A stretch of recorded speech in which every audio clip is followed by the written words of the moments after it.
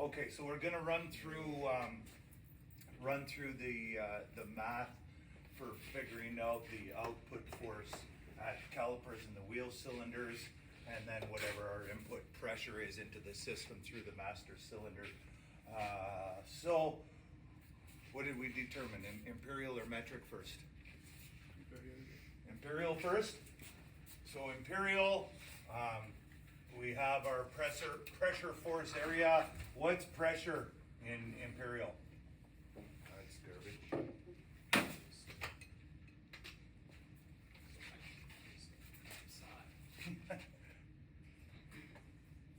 PSI, so imperial's nice, they literally tell us what every single one is. Pounds per square inch, which makes a lot of sense, because when you're looking for pressure, force will be in pounds, area is in square inch, so pounds per square inch equals pressure. So in imperial, they just tell you what the formula is right there in the words themselves, pounds per square inch. And if we were trying to find our force, you know, our P is our pounds, so force is going to be written in pounds.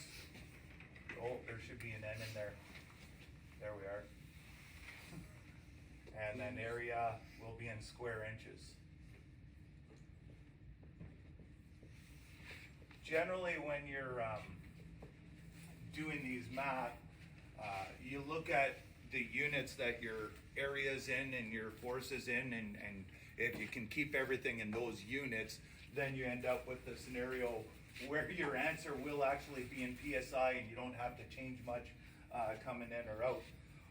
Okay, so we're going to start over at that end again with the old Ronald McDonald foot. Guess it's not a Ronald McDonald foot yet, is it? Not today. There we go, now it is. The old Ronald McDonald foot, pushing down on the brake pedal. It's going to pivot on the fulcrum here, and the brake pedal itself is going to be a lever. Your leverage for the distance from your apply lever to your foot and the resistance lever will give you a ratio, and in many cases, something like a brake pedal, you're going to be in and around the 3-to-1. So let's just, rather than getting a number in there, let's just overcomplicate this and just come up with a ratio. What number do you think? 3.2-to-1? How's that sound? Sure. That sounds like fun, eh?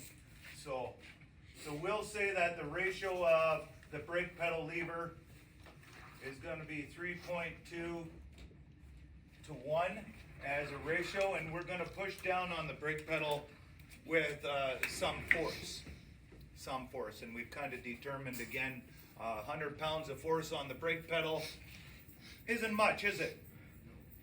No. Is it hard to push 100 pounds with your foot? No. A little bit, but not too hard, right?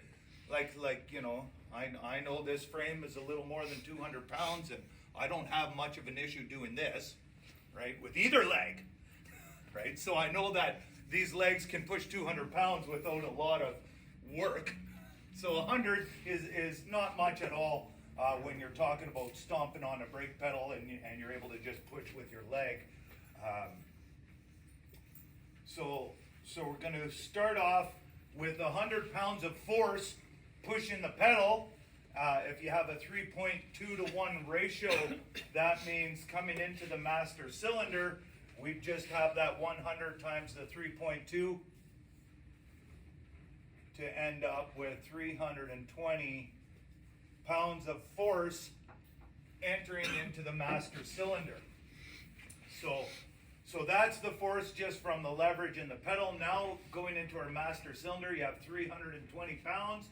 And then the other thing we need to discover, if we're trying to figure out PSI in the system, we know our force now in pounds, but we need to know our square inches of the master cylinder.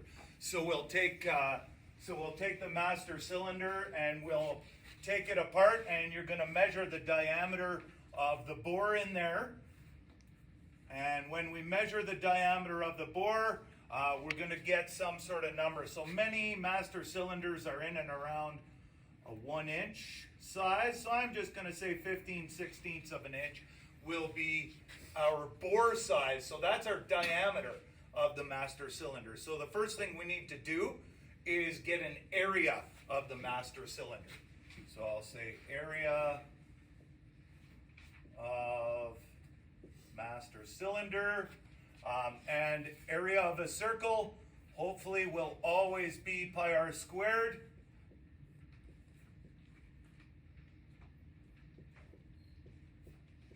Area of circle. So with that, the area of the master cylinder is, well, our diameter is 15/16, but if we were plugging it into pi r squared, it's going to be 3.14. So that's our pi times half of 15/16, 15/32, right? Do we want to stay in fraction? Probably not. We want to go to decimal, don't we? You don't want to talk, hey? You don't want to be in this video? That's correct. Okay, yeah, there was a nod there for sure. Okay. So what's 15/32? 15 divided by 32. We'll have to get somebody with some vocal cords because I don't have a calculator. 0.46875. 0.46878. I'm going to round it off there. Is that okay? Yeah, thanks.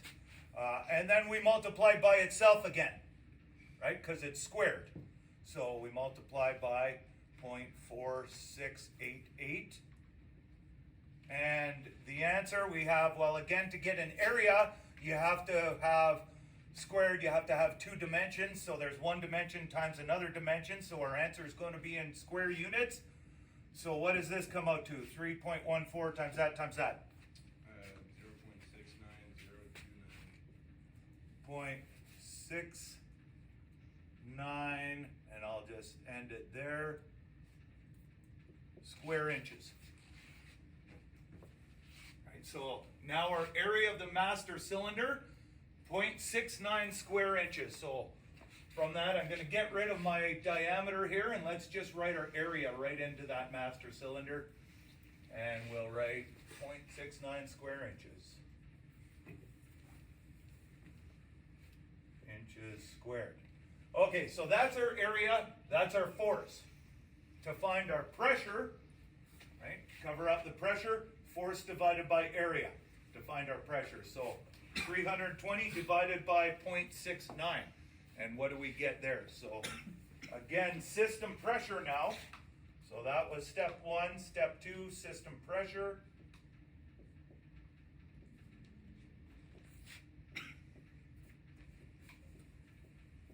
Becomes the area of the master, well, I guess the pounds, force divided by area. So your pounds, 320 divided by 0.69.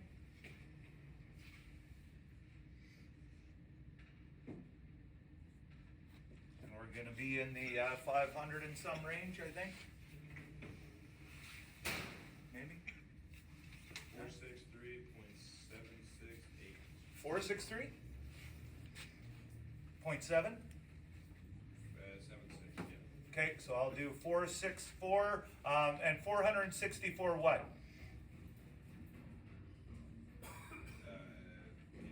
PSI, right? Because now we're talking pressure. So we've taken our input force, our surface area of the master cylinder, and we figured out now our pressure. So in this system, we're now going to have 464 PSI throughout the entire system. And it has to be throughout the entire system because Louis Pascal said so. Right? Fluid in a sealed system will have equal and undiminished pressure throughout, and it will act at right angles to all surface areas. So once that pressure is developed in the system, that pressure is everywhere in the system, so long as there's no leaks and no air, right? That it's a sealed hydraulic system. So we have that pressure in the system. Now, at each of either the calipers or the wheel cylinders, now we can determine what the output force will be. Right? So we need some diameters of calipers and master cylinders, and the diameter of this caliper, let's say, is going to be 2 1/16 inch. Both calipers are the same. And the diameter of the wheel cylinder,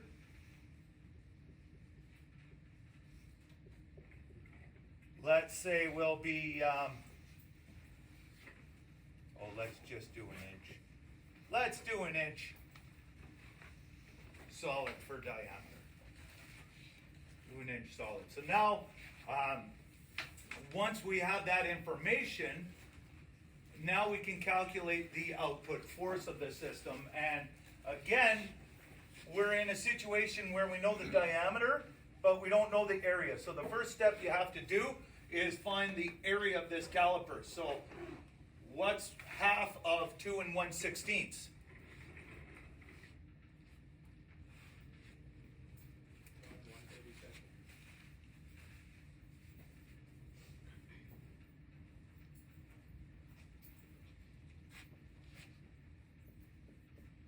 So area of caliper, right, we'll figure out 3.14 times, what did we determine this was?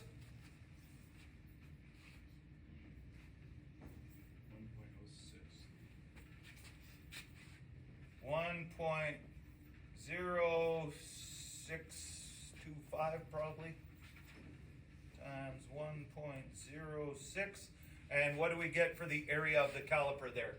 3 times 1 times 1, or 1.06.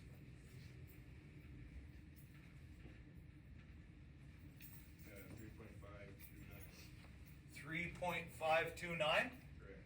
Okay. So our area of the caliper now, 3.529 what? 8, 9. Inches squared. What about our area of the wheel cylinder? Right, just calculate all our areas and then we'll have a good to go.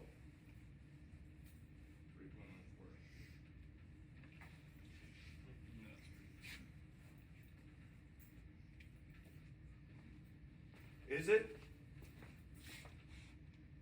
What's 0. half of 1.5, right? Yeah. 3.14 times 0.5 times 0.5, I doubt will equal 3.14. 0.79, there we go. So the diameter of the wheel cylinder is 1 inch, which makes the area 0.79 inches squared.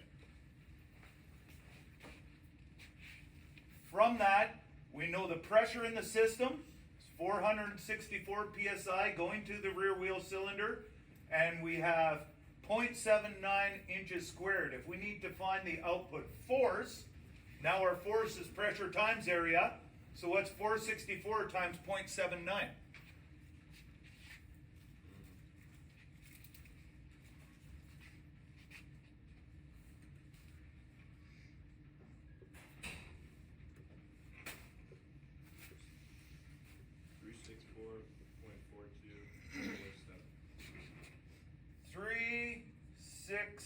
I'm just going to round it off to 365. Force is 365 what?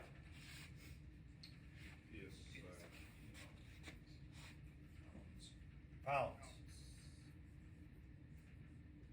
So that's the output force at the wheel cylinder. What's our output force at the caliper now? Same formula, right? Your force is pressure times area, 464 times 3.529.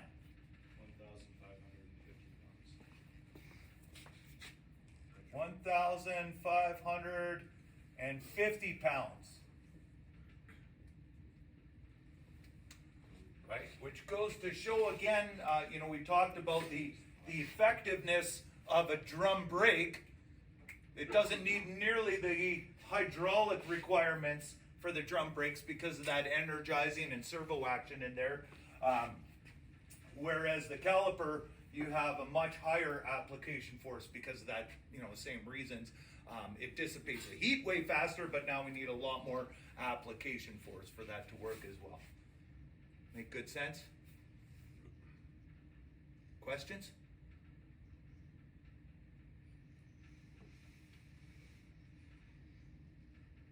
Cool. I'm going to stop this then. We'll stop this thing.